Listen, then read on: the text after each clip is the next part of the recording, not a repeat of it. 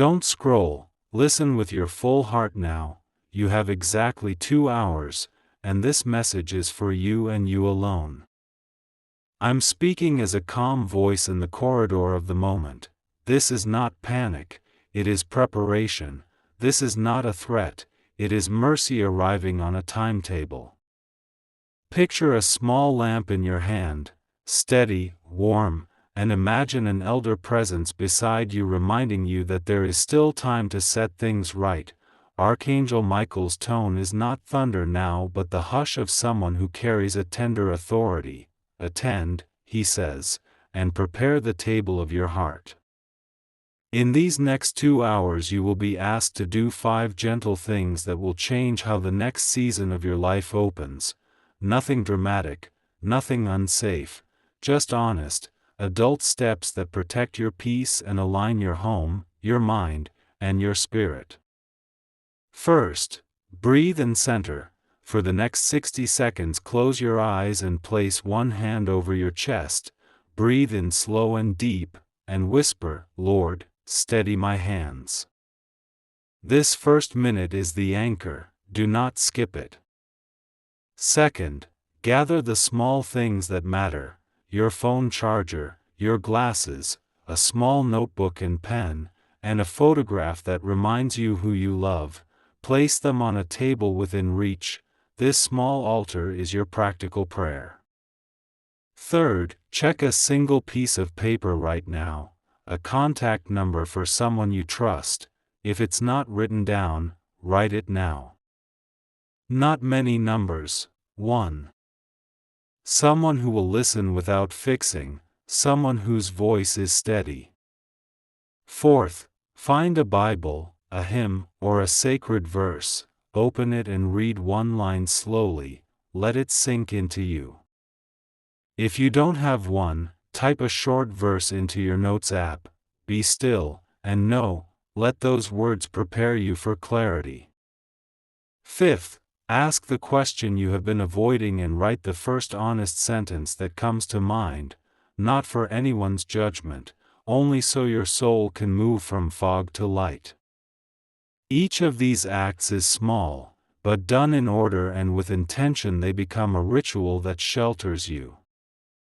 Now, as the clock moves, let me walk you through the 2 hours slowly, minute by minute, so that you never feel rushed or alone.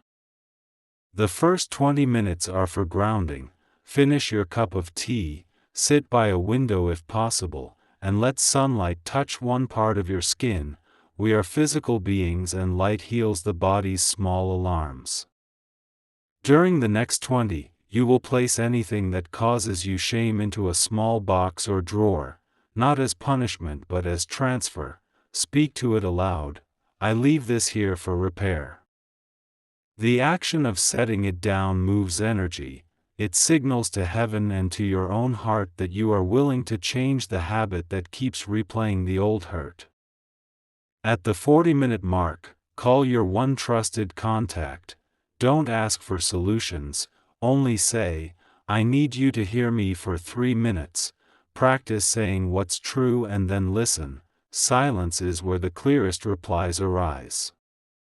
At 50 minutes, stand and stretch. Pump oxygen into yourself. Movement helps spiritual recalibration. Then, at the 1-hour mark, place your hand over your heart and speak a short vow. Today I choose clarity over comfort, kindness over shame, truth over hiding. Say it as if you mean to keep it for the rest of your life, because this small vow is the seed for the next season. For the next 30 minutes after the hour, begin one tiny practical task toward a decision you've been postponing, maybe checking a document, maybe clearing a drawer, maybe starting a simple message you've been avoiding. Work for 20 minutes and then rest. Productivity here is not hustle, it is dignity. As the clock slides toward the next hour, spend 15 minutes lighting a candle or switching on a soft lamp. Light is a symbol and signals to your mind that illumination has arrived. At 20 minutes before the final hour, prepare a small comfort tray. tea or water, a piece of fruit, a favorite biscuit, as a promise to yourself that the next phase will have gentleness in it. At 10 minutes to go, sit quietly and breathe with intention, in through the nose for 4, hold for 2, out for 6, repeat 7 times. This breathing pattern calms the nervous system and opens the channel for discernment. At 5 minutes remaining, fold your hands and say aloud a brief request: God, make my path clear, give me one next step and the courage to take it.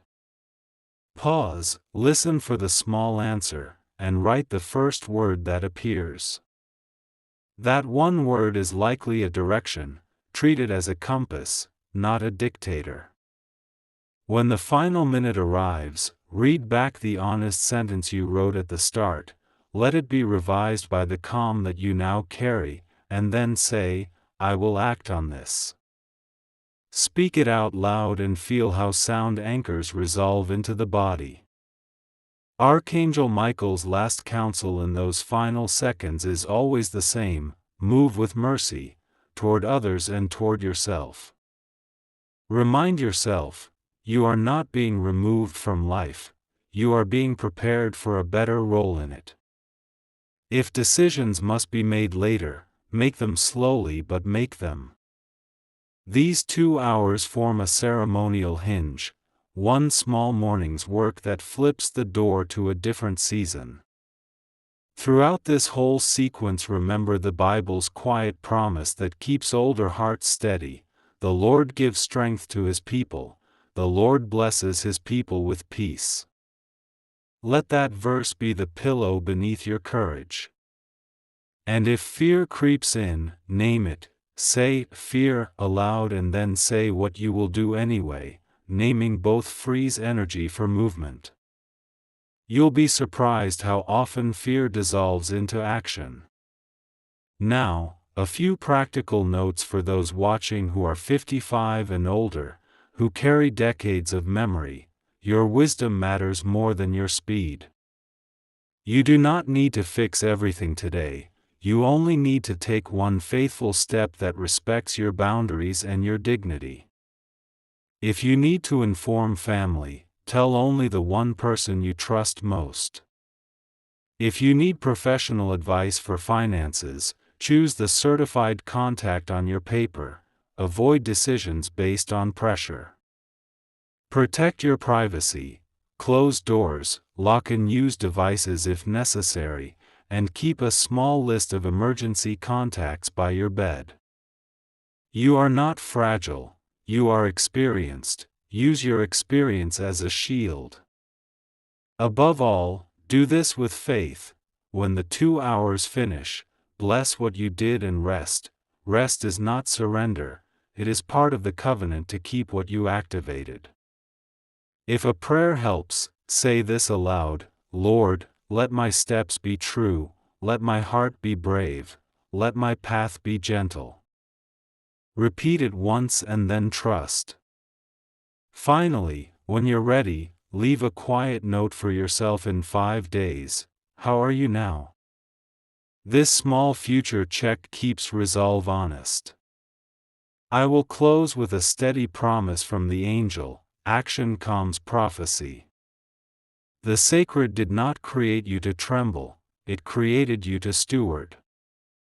If you follow these 2 hours with honesty and softness, you will have done more than prepare, you will have shifted the tenor of your next years. When the video ends, pause the world for a moment, carry out one of the micro tasks immediately, even if it's only writing that one sentence, and watch how momentum arrives like a friend who's been waiting at the door. If this message steadied you, pass it along to one sister you trust. Don't broadcast a panic, share a practice. And before you go, type this phrase in the comments so we pin it to help others who are watching: my 2 hours begin now, I step with light. Type it with faith. Reading it aloud will root the promise. Remember, you are loved, you are appointed, and the clock is a kindly teacher. not an enemy. Use its rhythm, and let peace become the work of your hands. My 2 hours begin now, I step with light. Type this below if you're starting your 2-hour practice. Share with one sister who needs a calm plan. The clock finished its rhythm, but peace kept ticking. When the last minute dissolved into stillness, the air itself felt lighter, as though the room had exhaled with you. Archangel Michael's presence returned, not blazing, just bright enough to soften the edges of reality. Now begins the quiet harvest, he said. The 2 hours were not a test but a tuning. Listen to what has changed. The silence that followed was alive, pulsing with small confirmations, the hum of an appliance, a distant bird, your own breathing steady again. Ordinary sounds now carried serenity. Heaven hides its yes in simple things, Michael whispered.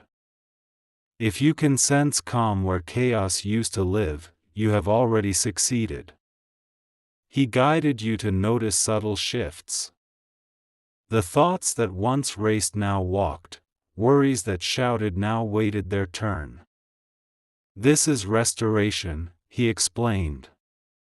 Peace does not arrive to entertain, it arrives to employ. Let it work. For the first time in months, your shoulders dropped without command. You realized that rest is not idleness, it is alignment. Michael moved closer, voice like warm breeze through curtains. Many who finish their ritual will ask, "What now?" Tell them, now you maintain the miracle. Maintenance meant gentle routine. He offered a sequence, 5 daily actions as continuation of the countdown. 1. Rise slowly. Before you check a phone or message, check your pulse, whisper thank you for another assignment. 2. Tend something living. A plant, a pet, even your own reflection. Caretaking keeps awareness elastic. 3. Simplify one drawer, one thought, one schedule item. Space invites spirit. 4. Speak a blessing aloud each noon. Words shape atmosphere, midday gratitude recalibrates energy. 5. Rest on purpose. Evening quiet is not emptiness, it is God's editing time. As he listed them, the air flickered gold with affirmation. These 5 keep the door open, Michael said. Heaven prefers habits to hysteria. He then drew your attention to the unseen visitors of peace, the ripple effect. Somewhere, a relative felt lighter, somewhere, an old friend suddenly thought of calling. Every calm heart becomes broadcast, he smiled. You changed more rooms than you entered. That realization warmed your chest. The small tasks of 2 hours had traveled like fragrance through closed doors. Michael extended his hand, inside it shimmered a simple key made of light. This is symbolic, he said. It unlocks ordinary days. Use it whenever heaviness returns. The angel described how to turn that key, a deep breath in faith, a sentence of truth out loud. I am safe, I am guided, I am useful. Say those 3, he promised, and watch how tension retreats. Then his tone softened further. Tell my daughters of wisdom, those with silver in their hair, that heaven still requires their counsel. They are not at sunset, they are lanterns for those who walk in dusk. His eyes glowed like candlelight reflecting on polished wood. Let them know aging is not decline, it is distillation. The older we become, the clearer the essence. Every year removed confusion, leaving only clarity. He instructed you to remind them to share stories, recipes, prayers, tiny inheritances that keep generations lit. The angel turned toward the window. Outside, the world looked the same but sounded different, softer, almost polite. When a home holds gratitude, even wind behaves, he mused. This is how heaven measures success, not by noise but by nurture. He asked that, during the next week, you notice every small mercy, a parking space appearing, a pain easing, laughter returning. Those are receipts, he said.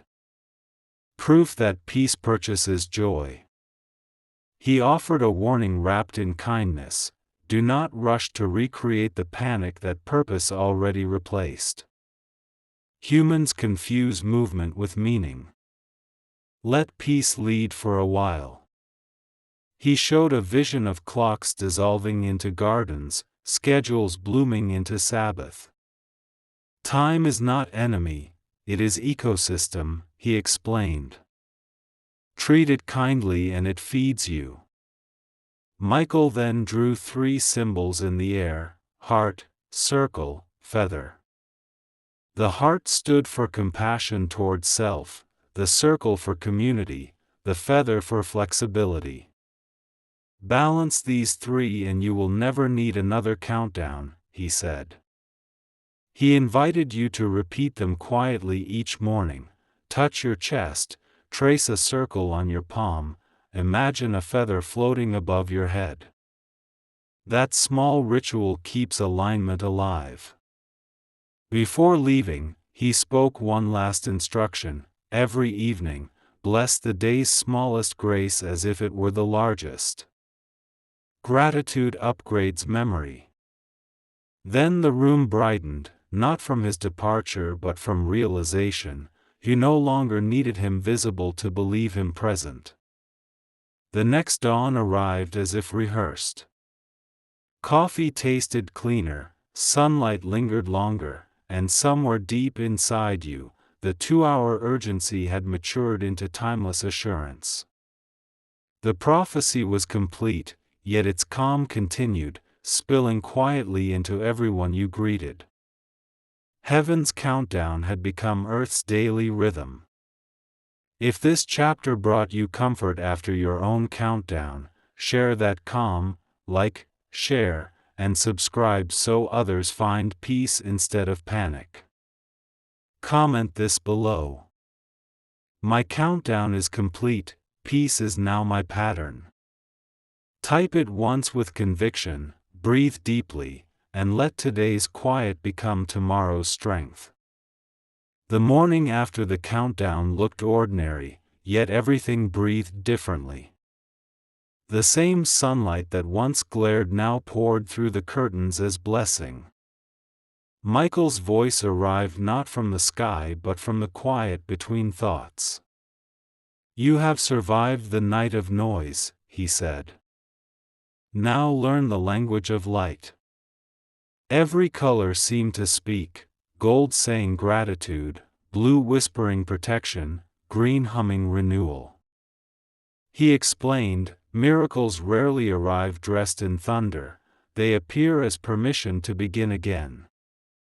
You stood slowly, noticing how your body carried less argument. The usual ache softened, the mind that used to rush now strolled. Michael guided you toward a window. Look, he said, even the garden remembers you. A single bird traced loops through the air, landing near the sill. Every living thing responds to calm. Peace is contagious biology, he smiled. That morning became your proof that heaven's answers are subtle. Life does not suddenly sparkle, it simply stops resisting itself. He asked you to test this miracle by doing small tasks with reverence. Pour water slowly, fold a blanket neatly, greet the next voice you hear as if it were holy. This is how we anchor grace into routine, he said. You obeyed. With each movement, the day stabilized. Michael called this active stillness. It meant moving through chores as prayer, letting awareness drip like oil into every act. Then came the next revelation. The physical world now echoes your new frequency, he explained. You would begin to meet gentle coincidences, letters arriving exactly when needed, forgotten bills resolving easily, neighbors appearing kind again. None of it random. Peace organizes circumstances, he said. Calm is the most advanced technology in the universe. He guided you to a mirror. Speak softly to this reflection, he instructed. Say, you made it through. When you did, your eyes brightened. That light you see is acknowledgement, Michael said. Heaven always mirrors courage. He encouraged you to practice this every morning for 7 days. After 7 dawns, peace will no longer be visitor, it will be resident. Then he taught you what to expect next. 1. Clarity will demand boundaries. People who drain peace will drift away, bless them, don't chase. 2. Purpose will become practical. Ideas you postponed will feel possible again, act on the smallest first. 3. Joy will test humility. Accept happiness without guilt, gratitude is not indulgence. 4. Patience will feel new. Time will stretch where it once strangled, breathe inside it. 5. Faith will become ordinary. Miracles will stop surprising you because they'll start matching you. He smiled. These are the signatures of the morning after miracle. The angel lifted one finger to the sky. When light behaves, heaven applauds. The clouds parted, not dramatically but politely, letting one strong ray fall directly across your table. It illuminated the notebook where you had written the vow from the night before. The ink shimmered faintly, as if approved. Michael said, "Keep that page, it's your covenant of calm." He lingered for a final teaching, you are now the evidence. Every step you take today preaches a sermon no words can match. Let patience be your ministry. His outline began to blur into brightness. Remember, he added, heaven never meant to overwhelm, it meant to overlap. The room returned to its ordinary light, but something invisible stayed, like fragrance after prayer. You realized the miracle wasn't an event, it was an atmosphere.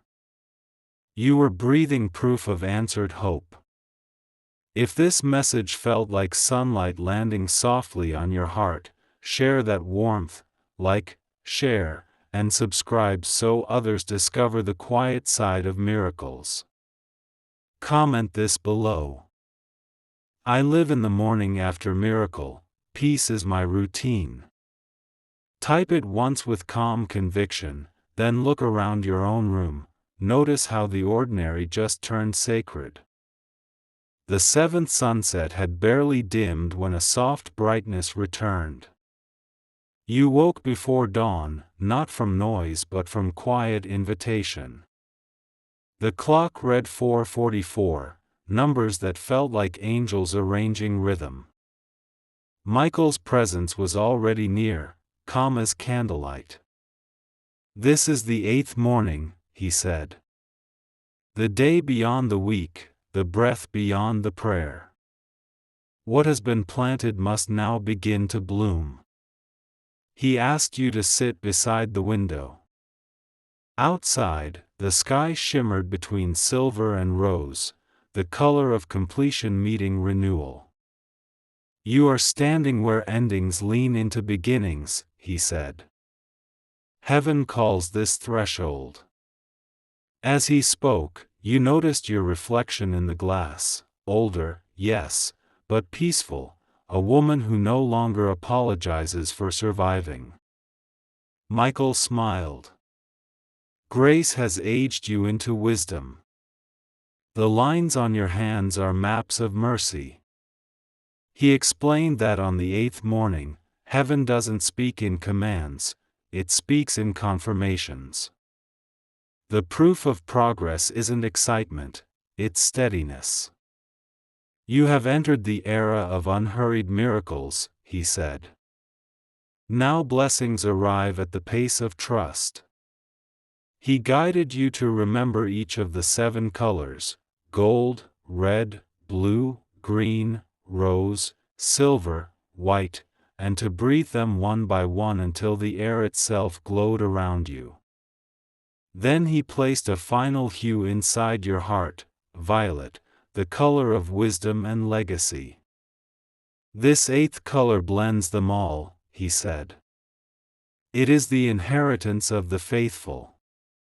The angel invited you to write 3 sentences before breakfast. 1. What has healed in me this week? 2.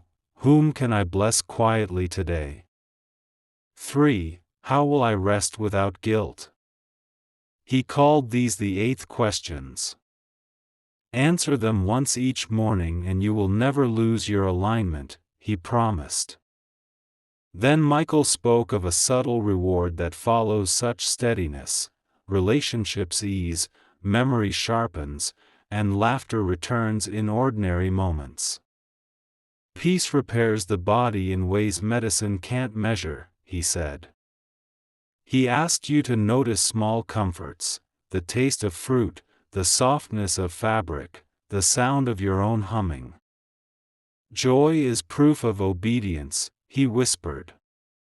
As sunrise finally spilled across the room, Michael's figure softened into light itself. You no longer need the countdown or the colors, he said. They live in you now. Keep the rhythm, share the calm, teach by example. This is the true ministry of those who have walked long and loved well. The room grew bright enough to erase the outline of his wings. All that remained was stillness, and the sound of your breathing in perfect time with creation. If this message felt like dawn inside your heart, keep the glow traveling, like, share, and subscribe so others find their own 8th morning. Comment this below. I'm living the 8th morning, my calm is my legacy. Type it once softly, breathe deeply, and let today's light become the evidence of grace fulfilled. The air on the 8th morning lingered like a hymn that refused to end. Yet even hymns, Michael said, have a final note that leads to silence. That silence, he whispered, is where heaven builds homes. The world outside your window looked unchanged, but something within it had rearranged itself to welcome you. You sensed it while pouring water, while straightening a chair. Each gesture carried blessing. Michael appeared not in fire but in familiarity. His glow matched the dawn, soft and domestic, the kind of light that belongs in kitchens and gardens. You've walked far enough to circle back to origin, he said. This is the heavenly homecoming, the moment a soul remembers that it was never away, only unaware. He led you through rooms you thought you knew. In the hallway, photographs shimmered as if alive, each face smiled with renewed forgiveness. These are your witnesses, he said. They watched your courage. They feel your calm now. The living and the departed both responded to peace, their stories met in gratitude's middle ground. In the kitchen, Michael gestured toward the table where family once gathered. Build your altar here, he instructed. Not with candles and ritual, but with daily kindness, the meal shared, the story retold, the forgiveness spoken before bed. When love circulates through simple acts, heaven inhabits the household, he said. He asked you to look again at your hands, creased, strong, familiar. These hands have built sanctuaries disguised as chores, he said. Every dish washed, every tear wiped, every letter written in tenderness was architecture for angels. You smiled, humility became warmth in your palms. Legacy is not memory, he said. It's the echo of gentle labor. Then he opened a window wide. Wind entered like a visitor long awaited, carrying faint laughter from a distance. Hear them, he asked. The ones you've guided without knowing? They follow your light home. The idea filled the room, every kindness ever given still moving outward, lighting others as it traveled. The true heavenly homecoming wasn't a gate in the clouds, it was influence turned eternal. Michael placed a small beam of light into your chest. This is the house of peace, he said. Its door stays open through gratitude. He told you to bless your dwelling aloud each morning. May peace begin at my doorstep and travel wherever my voice reaches. He promised that the vibration of that blessing would strengthen the walls, soften the arguments, and invite laughter back. He showed you a vision, your loved ones many years from now, repeating small rituals they learned by watching you, lighting a lamp before decisions, pausing before anger, thanking before complaint. That is inheritance, he said. They will call it habit, we call it holiness. The angel's eyes grew tender. When the day arrives that you cross truly home, he said, there will be no shock, only recognition. You've been decorating heaven your whole life. He smiled as if proud parent to a faithful child. So live these final chapters like arrival rehearsals. Keep house for light, and it will keep you. You felt tears, gentle, releasing, not sorrow but fulfillment. You have turned waiting into worship, he whispered. That is mastery. Then his glow thinned into morning brightness, the sound of a kettle rose, the ordinary resumed. Yet the room still shimmered as though transparency had become its permanent wallpaper. Home had been upgraded to holy. If this message made your home feel softer and sacred, let the peace travel, like, share, and subscribe so others remember that heaven begins in the houses they already keep. Comment this below. My home is holy, peace lives in my rooms. Type it once with calm conviction, then glance around your space. Notice how stillness answers back. The house was quiet when it began. A hush like the pause before a hymn settled across the walls. Then, soft footsteps, almost remembered. The curtains moved though no wind touched them. The visitors are arriving, Michael said, his voice gentle as linen. Light always attracts its kin. They did not appear as strangers. They arrived disguised as moments, a child calling, an old friend writing after years of silence, a neighbor pausing at your gate with flowers she just felt like sharing. Every visit of kindness is heaven checking in, the angel whispered. You smiled, even the mail felt warmer. Grace had become social. One afternoon the light itself seemed to carry voices. Laughter rippled through rooms that had once held worry.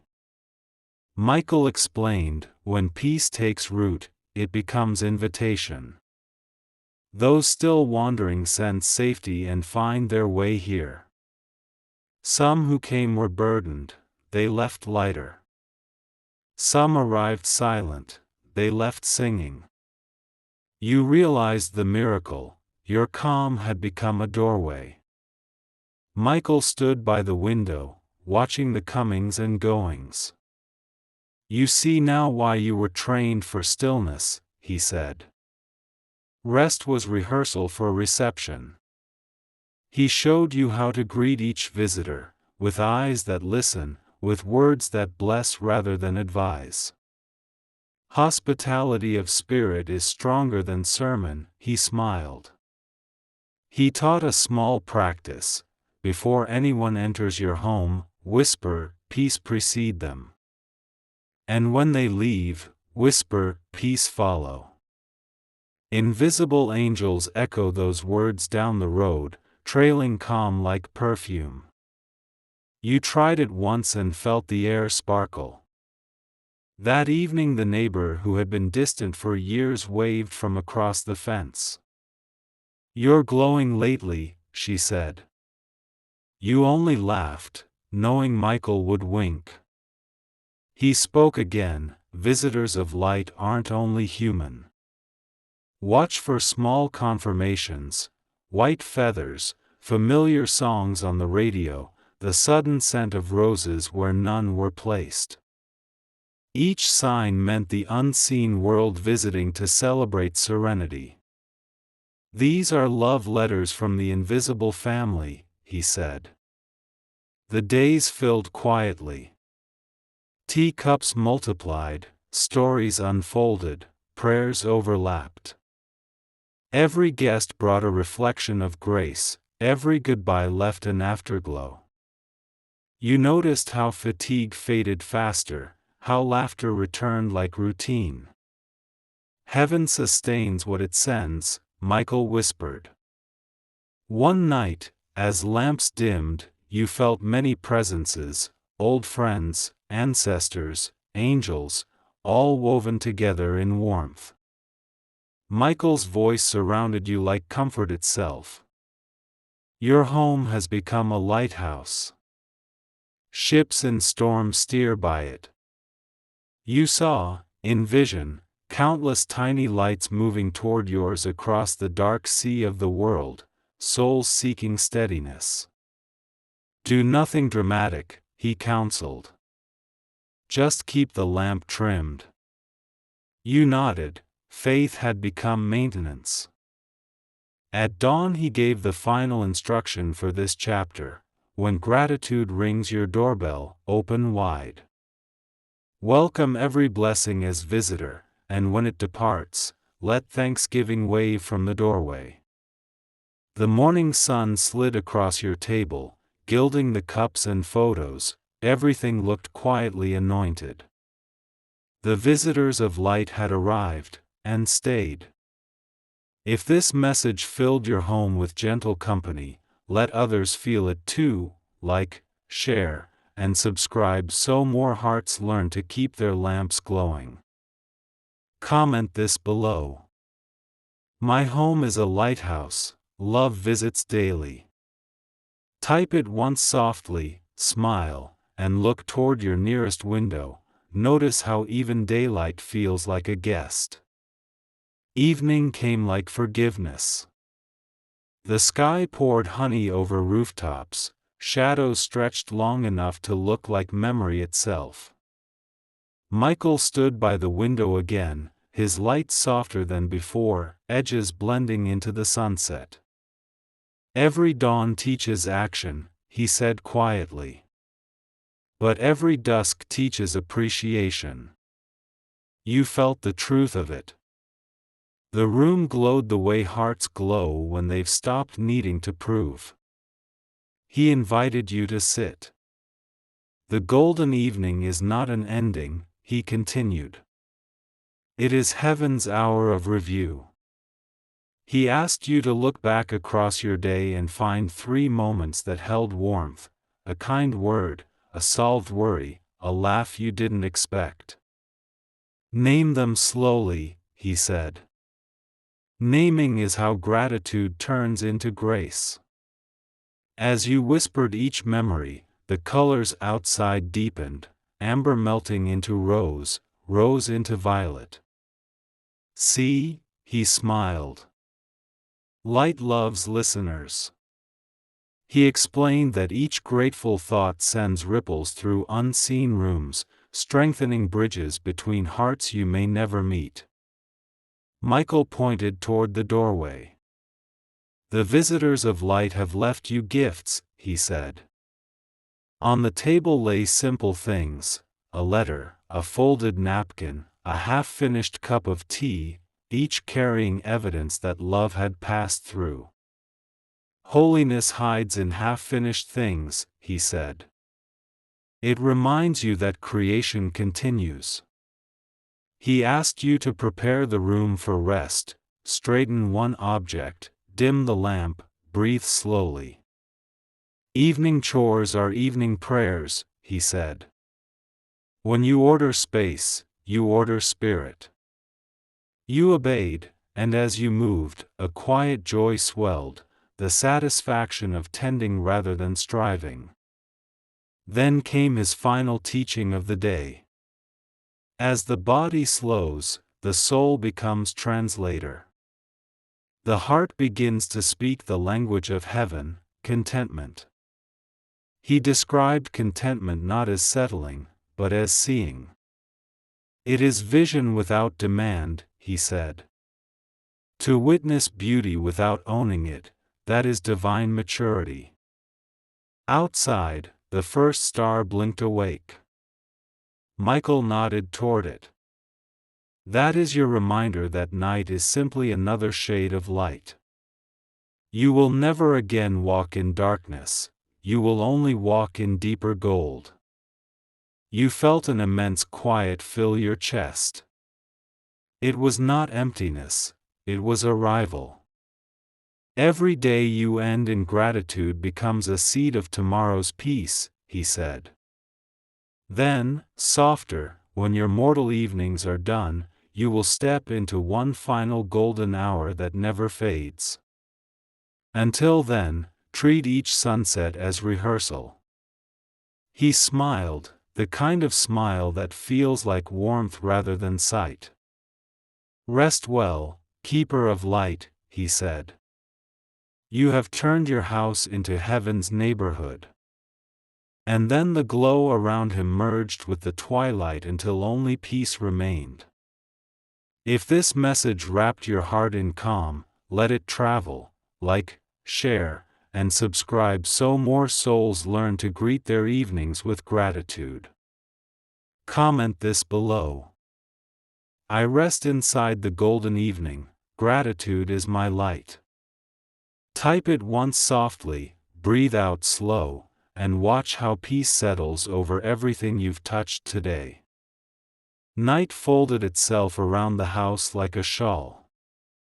Crickets began their small orchestra, and somewhere far away, a train echoed like a lullaby for the restless. You dimmed the lamp, the air carried that soft silence which feels like attention. Now, Michael's voice drifted through the stillness. You enter the night of listening. He explained that sleep is heaven's conversation hour. When the body releases its stories, the soul hears the replies.